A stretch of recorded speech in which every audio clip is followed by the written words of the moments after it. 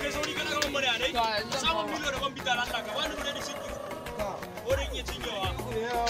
Da ruwan ka idan duniya sai iya sai sai kai sauri bane ka daga mai sai kuma da ka daga mun duniya. Ya ce maka laska da ban bita. Ma in zani gida kun mai shayi nan ne zan hira. Malam mai shayi. Wannan sha da wannan bai sha ba an biya masa. Ma da mai ce mai koyi a hada musu. Allah ta barka. Akwai mai da koyi ne a cikin koyi da amma. Akwai uku kai kai ba.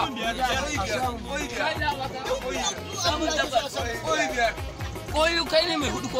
Samun hudu. Kai kuma nawa? Sai Allah jinna in ya gida ma yana da mutunci. Mawata dan iska ne. Mayan mata ne gare. Kwanaki ina gama mun ce sai mana abinci ina gama ya ci mana mutunci. Shege tsine ne a bada wata tana zuwa ne bayan. No, no, no, no.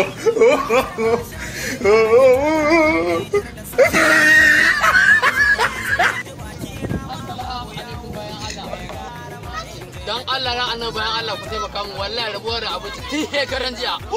Yaro ba sai dai Allah ne ya taimaka mana mu. Allah ne ya taimaka mana. Sai yaro mai shayi a cikin can 20,000 ne na baka sauran canji na nawa ne? Na yi lissafi canjin ka saura ne ya tafi. Ko a hada dan malam wannan shayi ne naira. Ka samu shiga. Na gode Alhaji Allah samu adalci. Ai mutum ɗaya daga cikin mutuncin Allah kenan.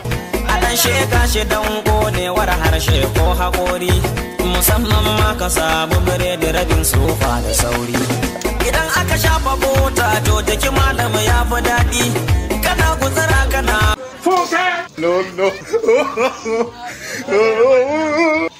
Wannan ya rahin adalci ne ya rai haɗa mun shayi ba madara su ga na